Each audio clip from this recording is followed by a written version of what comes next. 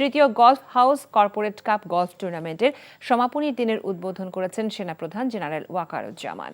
রাজধানীর কুর্মিটোলা গলফ ক্লাবে সকালে তিনি এই টুর্নামেন্টের উদ্বোধন করেন। গত 13 নভেম্বর থেকে শুরু হওয়া গলফ প্রতিযোগিতায় কুর্মিটোলা গলফ ক্লাবের দেশি বিদেশি গলফার সহ প্রায় 650 জন খেলোয়াড় অংশ নেন। উদ্বোধনী আয়োজনে কুর্মিটোলা গলফ ক্লাবের দায়িত্বরত কর্মকর্তা সহ সংশ্লিষ্ট সামরিক ও বেসামরিক বিভিন্ন উচ্চপদস্থ কর্মকর্তারা উপস্থিত ছিলেন।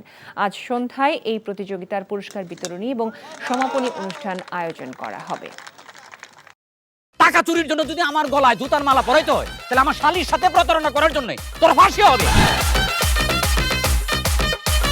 দুলা ভাই, আপনার তো ঘর জামাই বইলা একটা পরিচয় আছে, আমার তো তাও নাই।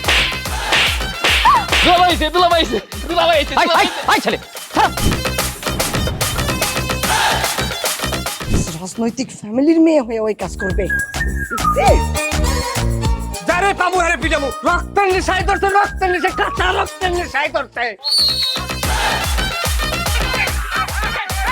তোমার এই পলিটিক্স আমার বাম পকেটে থাকে। তোদের বউরে ঝামেলা পাকাই। আমি তখন বিয়ে করিনি। দুইটার আমি গুলি করে মারু। মাসুদরা কোনোদিন ভালো হয় না।